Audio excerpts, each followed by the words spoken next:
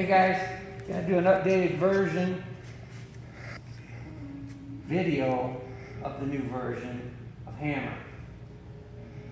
What we've done is made a bigger back. That's 8x8 box tubing. Be able to fill it full of sand now, so you can fill the whole back up. Like with the old ones, I give everybody the option if you want this fully welded or tacked on, so you can grind those welds off and fill your lower anvil full of sand and give you a good solid thud. I've cut some grooves in here on the hammer block, added some single guide plates. We still have UHMW here in the back. Adjustable control so you can go higher or lower with the hammer. You gotta be careful so you don't go too high because you'll bottom out your cylinder on the top side of the stroke. Anyway, I'm gonna fire this thing up real quick. I'll show you some adjustments, show you some controls, and I'm gonna be advertising these on eBay. They're hard to let me reach you or whatever, so you can get a hold of me here, and if you have any questions, we'll discuss it. All right, here we go. Both valves are off. Gonna plug the air in.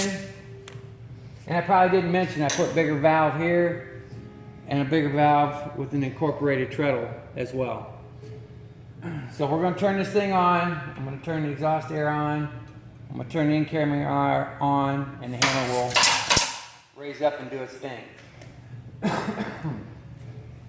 So as you see, we can set here and control it.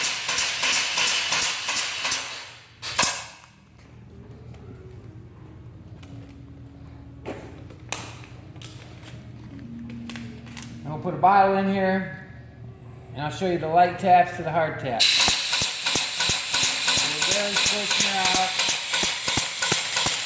I'm going to go a little bit harder. And then we're going to go all the way up.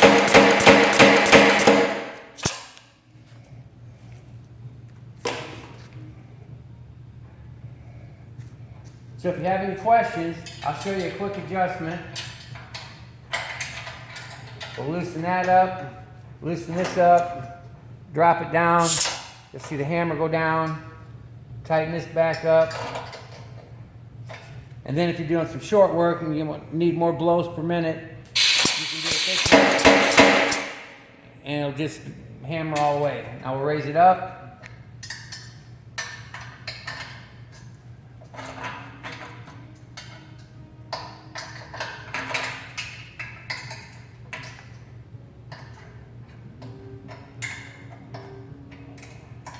Lock it down. Now we'll get big stroke.